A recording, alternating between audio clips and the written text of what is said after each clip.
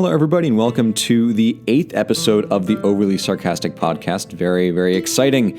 8's a number that exists. I don't know why it's exciting, but what's cool is that we're going to talk about religion, specifically Daoism and Confucianism, and whether or not they are religions or philosophies, because that line is very blurry, especially with these two. So, without any further prevarication, let us jump right in. So, Daoism, as you may know from whatever associations you may have lying in your head, is a very kind of go-with-the-flow type religion. There's not really a lot going on in terms of rules or guidelines. It's just kind of, be, exist, do your thing.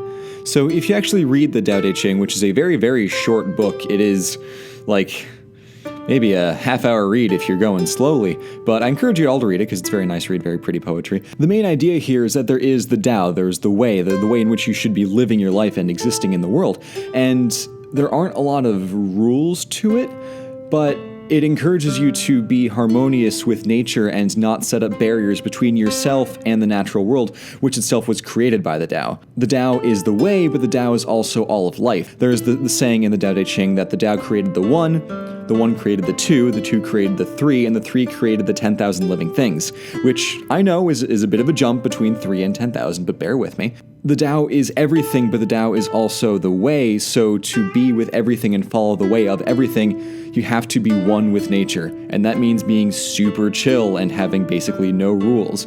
And while it sounds kind of like a party heaven on paper, what it means in practice is following Wu Wei, which is a word for action without intention, meaning that everything you do should be actions that simply come from your body and do not require excessive thoughts or, pondering or forethought or contemplation. It's just you act, you exist.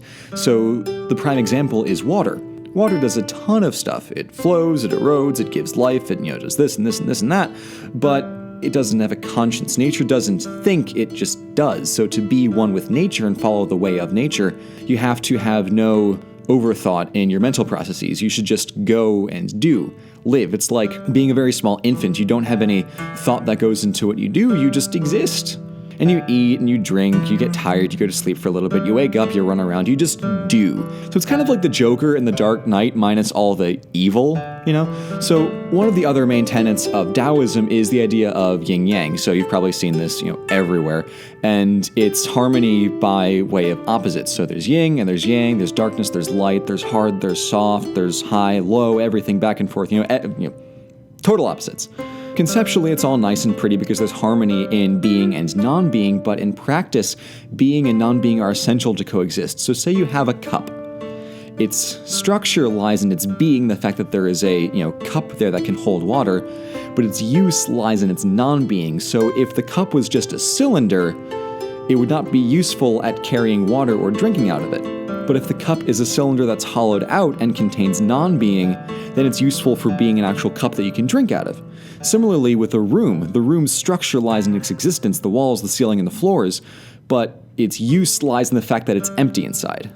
With windows, there's, the window pane, there's everything around it, there's the thing that goes up and down, but the use in it lies in the fact that there can be nothing there. So it's all there. You have use and non-use, existence and non-existence, being, non-being, all that stuff. It all ties together into the back and forth, yin and yang nature of Daoism, which I think is really beautiful. Finally, we don't know a lot about the guy who actually wrote the Daodejing. Lao Tzu is the fabled author of it, and we pretty much have nothing on him. So it's a bunch of fables and folk stories and stuff that's really not concrete in any way, but transitioning to Confucianism, we have a whole lot of information about Confucius in that we know that his students wrote the Analects of Confucius, Confucius's writings, in a similar way to Socrates and Plato, where Socrates wrote nothing and Plato copied everything down. In the Analects of Confucius, it's his students that did all of the hard work in copying it all down. And part of that plays into the method of teaching and learning and being in Confucianism is that as opposed to Daoism, where you exist in nature, learning and bettering yourself in Confucianism comes from a hierarchy of information being passed down to you through a teacher, namely Confucius in this case. So the big deal with Confucianism is orders, rituals, respect, and all that stuff that keeps society running smoothly. So as opposed to a very nature-oriented philosophy like Daoism, Confucianism is very much rooted in society and in humans. It's very human-centric. You have the belief that humanity and its rules are sacred, so you have to obey those rules to create harmony and to not sow the seeds of discontent by breaking the rules and getting rid of that nice little balance. With Confucianism, a lot of the emphasis is on rules and order and respect and keeping everything nice and in order. So whereas in Daoism, harmony comes from the non-being of things and a lack of rules and regulations, in Confucianism, harmony comes from adherence to those rules. It's opposite sides of the same coin here, which I think is really neat, of course, because like Daoism, yin and yang, Confucianism and Daoism go quite well together by their opposites. But with Confucianism, one of the main points is that you have humanity as the center, as Confucianism is a very society-centric philosophy that believes that humans and its rules are completely sacred. You gotta follow all the rules, you gotta sit on mats that are the correct size and shape and are oriented right, so it can't be crooked. If your chair is a little scuffed, you gotta polish that out. You can't do that. You can't eat the wrong meals in the wrong orders.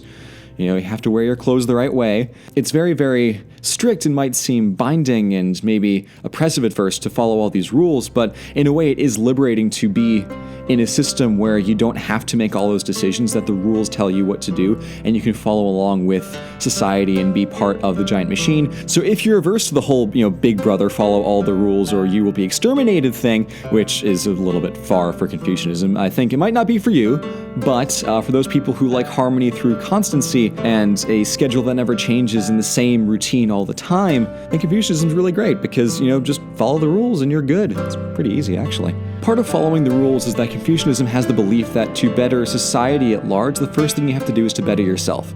So if everyone is Confucianist? Confucia? That sounds like actually a nice color to paint my walls. But the point is, if everyone in a community wants to follow this philosophy and everyone wants to focus on bettering themselves first, then you'll end up getting a betterment of society by everyone participating, everyone following the rules, everything working smoothly, and everything going well. There are a ton of similarities to Plato here that you should be paying attention to. So do be sure to take notes, because this will be on the test. Another key point of Confucianism is the emphasis on filial piety, which is all about looking upwards and respecting your ancestors and respecting your parents. So if your parents die, then you have to spend 3 years basically mourning their death because they birthed you, they earn that much respect.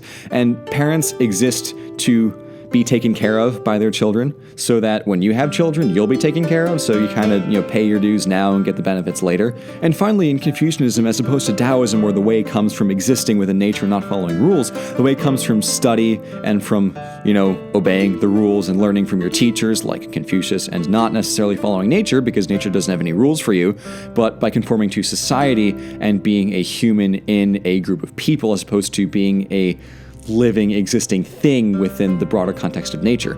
So they're both about harmony, but in different capacities, which I think is really neat because you see two approaches to the same fundamental question. With these guys, some people say they're religion, some people say it's philosophy, but honestly, which is it? Because depending on who you ask, you'll get very different answers to the question of what is Confucianism and what is Daoism. For the most part, it comes down to personal preference and what you would really define as religion or philosophy, but one philosopher from the Arabic world in the 1000s, he said, not entirely sure what the dates on that were, a guy named Al-Farabi, who was a Platonist and Aristotelianist? I think that's the word? Yeah, probably. Anyway, this guy Al-Farabi, who was a Islamic scholar in the century, said that philosophy is basically the root of all religions. That philosophy is what creates all religions, and religion only exists when philosophy catches on and becomes a thing for the masses. So if a bunch of people are sitting in the basement of a dorm room reading philosophy all day long, that kind of sticks as just philosophy. It's just they're reading the Tao, they're reading Confucius, they're doing things in very isolated circumstances. But then say you go a block downtown to the left and you have a bunch of people in a giant building, or maybe even a small building, reading these books and discussing them as a more community type activity rather than a bunch of people in isolation in some, dorm basement. And the difference might not seem especially intricate or even interesting, but when you have people reading it as a book and they think, I like this, I think the ideas here are cool, I'm enjoying what's going on here. And then later you have people coming together as a community specifically to do this. That starts to be when you enter the territory of religion, when a community arises from the original philosophy upon which your little group was built. I think that there are two types of religions that exist in the world. There are cultural religions that exist as a collection of stories and myths, and there are learned religions or given religions where you have a figure who has a series of teachings that are passed down and become a religious doctrine, like, for instance, Christianity, Islam, Daoism, Confucianism, whereas stuff like, Greek mythology and early polytheism and all that kind of stuff falls into the category of story religions, where it wasn't a person who created it, it just existed out of a culture. So I suppose the question is, if all of these taught religions began as just one guy thinking things and maybe writing it down, when does it actually become a religion? And that's a really difficult question, because there are a lot of social and cultural things that go into answering that, but I think perhaps for an example, you can look at the difference between Platonism and Christianity. Now, if you look at a lot of the early Christian authors in the, 3rd, 4th, 5th centuries-ish, you've seen people like Augustine, a distinct connection between Christianity and Platonism that's directly acknowledged. So Platonism and Christianity both share the idea of one kind of omnipotent being or force that created everything in existence, and without getting into its own entire podcast on the similarities between Platonism and Christianity, the question at hand is, why is it that Platonism never caught on as a state religion, whereas after 300 years of Christianity existing in the world, it became the official religion of Rome? What's the difference between the two that made it so that one stuck whereas the other didn't, when their core ideologies are so similar? That is a good question to which I do not know the answer, but therein the answer lies the understood answer to the other question of, what is it that turns philosophy into religion? What happens when it clicks over from being a thing that people saying, yeah, it's a good idea, I'll live by that set of rules, to entire cultures saying, you know what, we like this guy, we're doing what he said. Where is that line drawn? It's a really tough question. Can there be, city religions, state religions, nation religions, regional religions? What happens in that, series of distinctions? It's a very difficult question, and I certainly do not profess to know the answer, but if I can get you thinking about it, I've at least done my job. So, with that complete lack of a distinct solution to the question that I set out to answer here, I leave you with that as episode 8 of the Overly Sarcastic podcast. Follow us on Twitter at OSPYouTube for occasional pictures of us holding merchandise and tweets about videos and dumb history and literature jokes. But, that's why you're here in the first place, so click that subscribe button down there and send us some tweets.